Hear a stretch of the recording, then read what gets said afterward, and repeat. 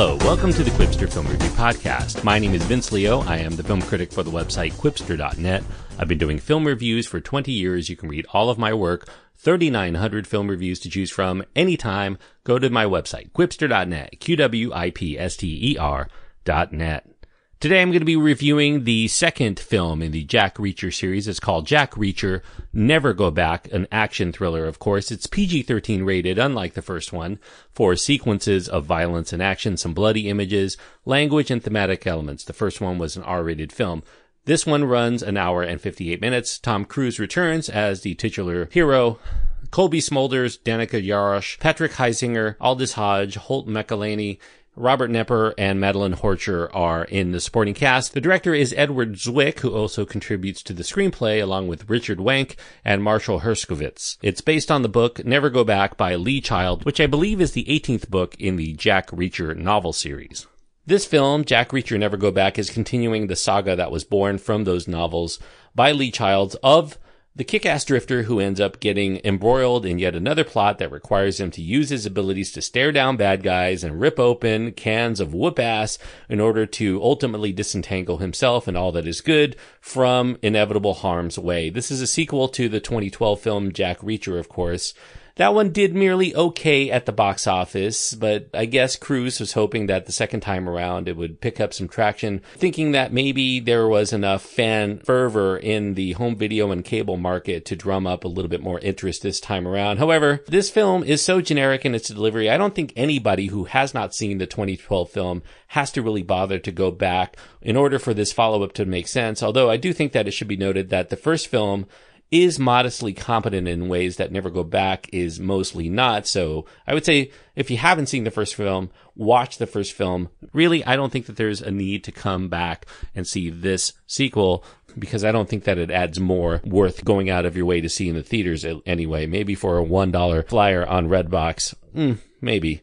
Tom Cruise here, he's returning, of course, as Jack Reacher. He travels to Washington, D.C. to meet up with this attractive military police officer named Major Susan Turner, played by Colby Smulders. Reacher reaches her office only to find that Turner has been discharged from her duties and has been arrested for espionage in connection with the killing of 2 American soldiers in Afghanistan. What's worse, Jack Reacher also becomes a suspect himself, linked to the murder of Turner's defense lawyer, and he gets apprehended. Sensing an obvious frame job from within the military itself, Reacher and Turner have little choice but to go on the run in New Orleans and clear their own names by rooting out the source of the conspiracy involving a suspicious arms-dealing corporation before they, or the runaway teenager named Samantha, who could be Reacher's daughter, end up becoming the next victims. Now, with this second entry, out is the first film's director, Christopher McQuarrie. McQuarrie, of course, impressed Cruise enough for him to be given the reins of the most recent entry in the Mission Impossible series, Rogue Nation.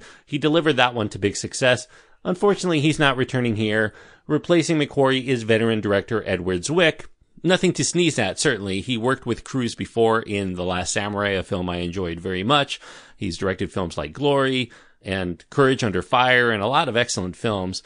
Certainly it's cause for rejoicing, usually, if Edward Zwick's name is on the credits, but Zwick is ostensibly brought into the series perhaps to handle the softening of Jack Reacher's harder edges. While Zwick is very experienced in delivering compelling drama, he's done it time and again throughout his career, I do think that the handling of the tense action and some of the suspense that's necessary for this film to work for prolonged periods, that's not really his strong suit, and that results in Never Go Back feeling like it has a very generic follow-through. It's barely distinguishable from a dozen other Hollywood efforts done by less experienced helmers over the last decade, maybe even beyond.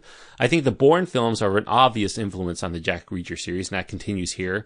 You know, along these lines, it has emphasis on prolonged chase sequences. The protagonists walk or run from location to location with quick cuts and a little bit of shaking cam, not as much as in the Bourne series. It's punctuated by hand-to-hand combat. You have men fighting from low-rise rooftops, usually falling on each other. The clues end up being both convenient and sometimes unexplainable in order to keep the film always moving, never really slowing down enough for us to start finding the logic loopholes in the plot. Now, much of that plot plays out like a procedural actioner from the 1980s or 1990s films. You know, a lot of these movies where the hero regularly makes threats to the bad guys while within seemingly no-win situations, and then he proceeds to carry out those threats to a T. It's the kind of muscle-headed actioner that you could easily envision someone like Arnie or Sylvester Stallone or Steven Seagal starring in their heyday. Those kinds of movies that play ad nauseum on TBS every other night of the week. And while Tom Cruise certainly pulls off more intelligence and charisma than any character that you'd find in one of those formula films with those other stars, Never Go Back still frustrates in that regard because it rarely requires the actor to stretch beyond his taciturn nature to deliver many emotional beats other than being barely tolerant or outright pissed off.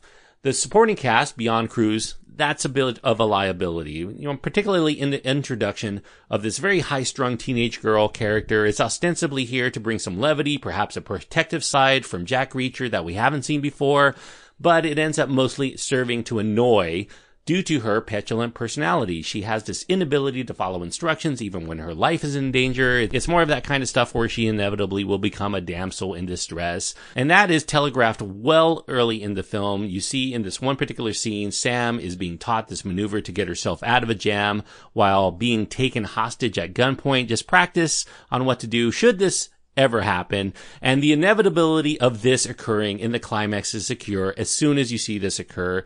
Colby Smulders, on the other hand, she does fare a little bit better in playing this military leader that's nearly as capable as Jack Reacher himself in the kick-ass department. She does add a bit of romantic tension, but there really isn't much of a character there for Smulders to sink her teeth into beyond whatever is needed for specific scenes. She's there mostly to entice this lone wolf Jack Reacher to accept the possibility of a family dynamic. If he could find a woman and child willing to do what he does, which is to run and jump and get pissed, then perhaps he could be on the run with them and they can all solve crimes together, I guess.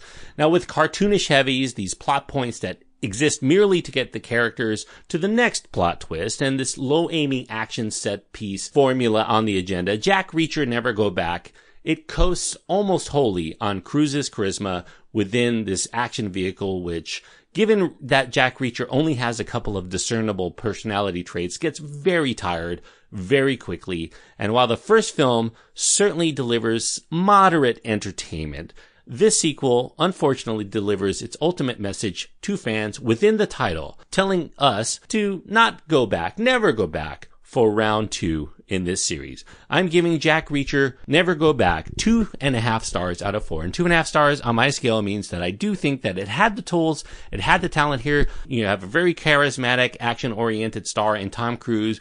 Edward Zwick has made a lot of my favorite films from the 1980s and 1990s. Certainly a reason to be hopeful. Colby Smulders is welcome as a potential action hero to go along toe-to-toe with Jack Reacher and fight along with him. Everything is built to run on this well-oiled formula, and yet it's just too derivative. There's never any inspiration within the story to make it exceptional. It's just a fairly standard action thriller plot that just whisks you from set piece to set piece with a lot of plotting and very minimal characterizations. At 2 hours in length, it seems a little bit too long. I can't quite recommend it, except for the most staunch of action thriller fans, and perhaps some Tom Cruise apologists. It's ultimately a very forgettable film.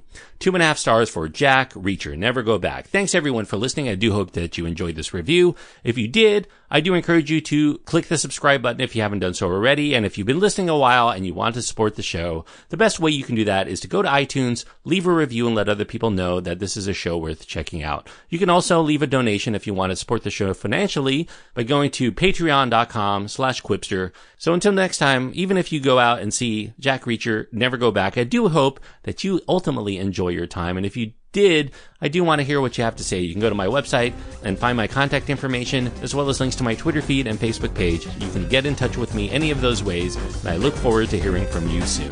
Quipster.net is where to go. QWIPSTER.net.